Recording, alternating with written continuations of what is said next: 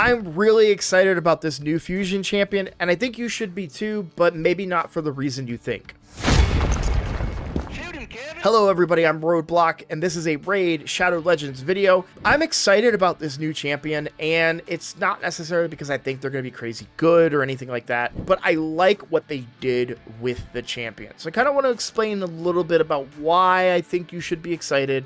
I don't think they're going to be game-breaking or game-changing. I could definitely be wrong about that, and we'll discuss that later on in the video. But overall, I kind of want to just talk about what I love about this champion to start. So, first of all, I only have the still image, but if you look at some of the 3D images of them circling around, I think this champion looks amazing. But let's talk about the champion for a little bit, because a lot of people are missing the whole art style of this and the uniqueness of this champion. Not how the kit is unique, but the uniqueness of the whole theme, and I love themed kind of champions like this. So, we've got the name of the champion, Sanguine Maria, right? So, that's kind of not code, but right? What is the definition of sanguine? Sanguine. Blood red. Okay, so Blood Red Maria, or Mary, right? So this is Bloody Mary. Okay, that's what I'm getting to, right? This is Bloody Mary.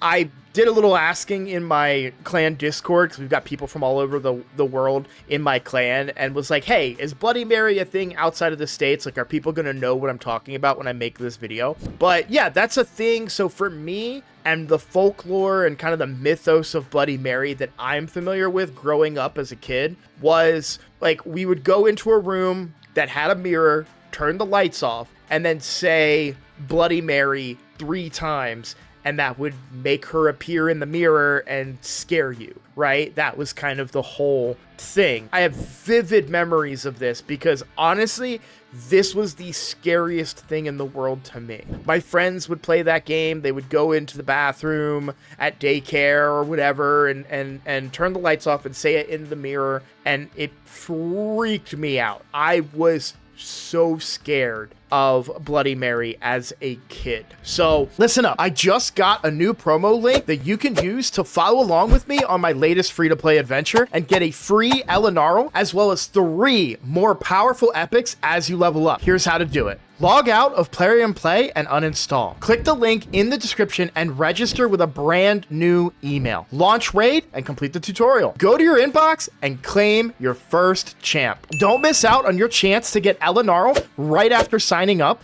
as well as Fayne, Uugo, and Tagoar as you progress through Raid. Click on my link right now and let's crush this together. There's some nostalgia there, and we've been talking a lot about nostalgia lately with the turtles, and so this is kind of more in line with that. And that's what brings me to the art style of the champion. Obviously, we have kind of the bloody blades, the beautiful white dress, but kind of the bloodshot eyes and dripping, right? And then you got blood around the bottom of the dress, I guess, right? But the mirrors, right? That makes so much sense because Bloody Mary is tied in with mirrors. You have these floating mirrors. I just really, really like the art style and the direction, and notice it's 3 mirrors, right? So saying her name 3 times is what would make her appear, and that's why this whole kit revolves around the number 3. And I just think it's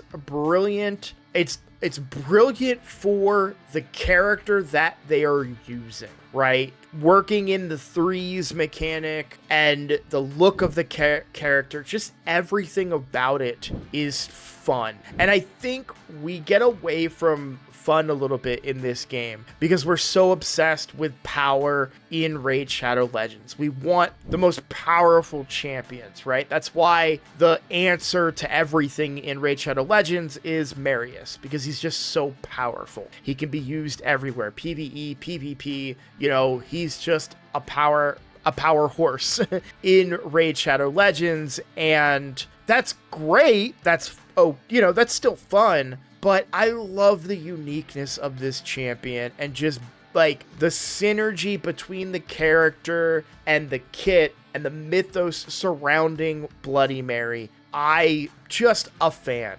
And even if she's bad, I'm still going to go for her for the same reasons I'm going for the turtles, right? There's that nostalgia, there's that connection that I had to this character, to this champion, and I just love the uniqueness of the kit. And I would like more kits like this, because sometimes when you get kits like this, they also end up being really strong. And that also brings in more of the fun kind of mechanic to it. I'm also a bit of an RNG weirdo. Like, I love the idea of things randomly being really super strong and randomly being like, okay, that sucked. I don't know why I like that. I just kind of do. So that's always been something that I've been interested in. So I like this champion. Now let's go over the build. I've talked enough about the general kind of reasons why I like the champion. And by all means, if this is not a champion that's really going to hit home for you, I don't think this is a must get. This is not a must get champion, but I do think it's a really cool champion. Okay, so we have now the kit. I'm just doing something off screen. Okay, for the A1, it is a triple hitter. Each hit has a 33% chance of granting an extra turn, and it cannot gain more than one extra turn. That's interesting because it's kind of reminiscent of Rhodos a little bit. This is the kind of the champion that I think makes a little bit of sense comparatively here, where you have the A1 has that chance of granting an extra turn, but it's a 25%. So you're getting a higher percent chance baseline with Bloody Mary, and it doesn't get increased, so it is just that. But still, and I'll make it a little bigger on accident, but it works. So yeah, I still think it's really good. It's a triple hitter. We don't know the multipliers yet, of course, and that's always going to be the really big, important part of this, right? Rhodos is so strong because his multipliers are good, right? So he hits really hard. If she hits like a wet noodle, it doesn't really matter. But that extra turn mechanic is pretty cool, and it's good on an A1. And I could see that being valuable in other kind of areas of the game too, like being able to generate multiple turns on a champion at 33%. I mean, what's Merciless's chance? Relentless is 18% chance, and the consecutives are low. And then for Merciless, it's 15% chance. Yeah, so it's pretty good odds. And ideally, when would you want to get an extra turn with a champion like this would be when their cooldowns are used up, right? So you've got 2-3 turn cooldowns. So boom, boom, right? And this can also grant an extra turn. We'll talk about that in a second. And it's like you have nothing left. You use an A1. Oh, now we're back to these really hard-hitting abilities, and you immediately get to roll into them. So that could be really handy. I actually really, really like that A1 quite a bit. Moving on to Sanguine Fisher. Attacks one enemy, will ignore 33% of the target's defense. So this is where we're talking about the threes, right? 33, 33. Will ignore 99% of the target's defense, stone skin, and block damage buffs instead if this skill is used on a turn number that is divisible by 3. If the target is killed, increases the cooldown of all enemy skills by 3 turns.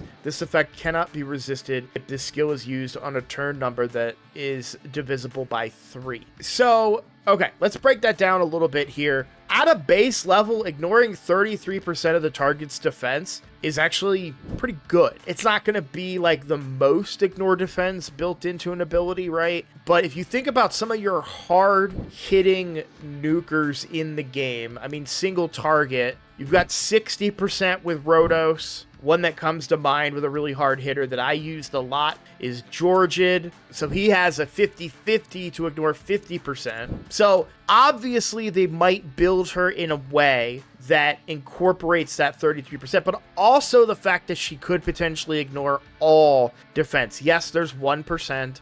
It's all. Here's the thing that I like about her, and it kind of reminds me of Hefrak in a way. A lot of people like to build Hefrak without 100% crit rate because he self-buffs with crit rate. I still build mine with crit rate because if he gets his passive proc, you don't want him to be doing a lower amount of crit rate, right? You want him to crit even when his passive goes off. It's the same thing kind of here. You can't guarantee this 99%, but you could still build her in lethal, savage, Merciless. You can still build her in that gear. And then if you do get that 3, really good, right? But if this ability is built around the idea that you are going to ignore defense, all of it, kind of like one that really comes to mind for me is Mortu Macabre, right? His Peril ability ignores all defense, and he will mess people up with that ability. So here it feels very similar in a way that she will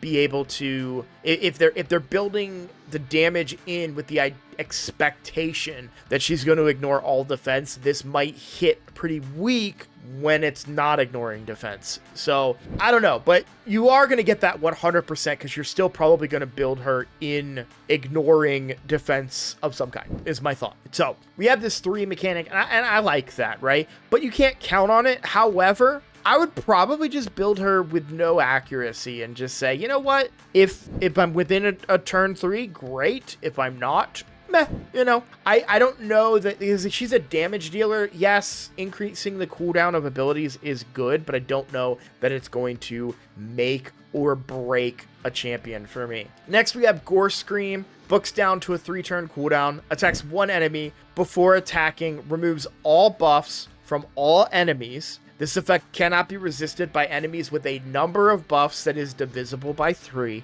Will attack all remaining enemies with less than 66% HP. Grants an extra turn if this champion is under a number of buffs that is divisible by 3. This is the one that's more controllable. You can kind of control your buffs a little bit better, especially in a go first team. And we don't have the base stats on this champion, so we don't know if she's slow, fast, or what. But it is a little bit more controllable, the number of buffs on your own champion, than turns, which sounds crazy to say, but that's true in a way because you can't guarantee what the enemy's speed is going to be, which I guess is another reason why you can't guarantee how many buffs, because if they place block debuffs or if they steal the buffs off you or take a turn, there's a lot of things that can get in the way of that. So it's still a little RNG, but I think it's kind of fun, you know? Like, that's why I really liked Mortu Macabre when, we mentioned him a couple times in this video, and I loved him because it was like so much fun.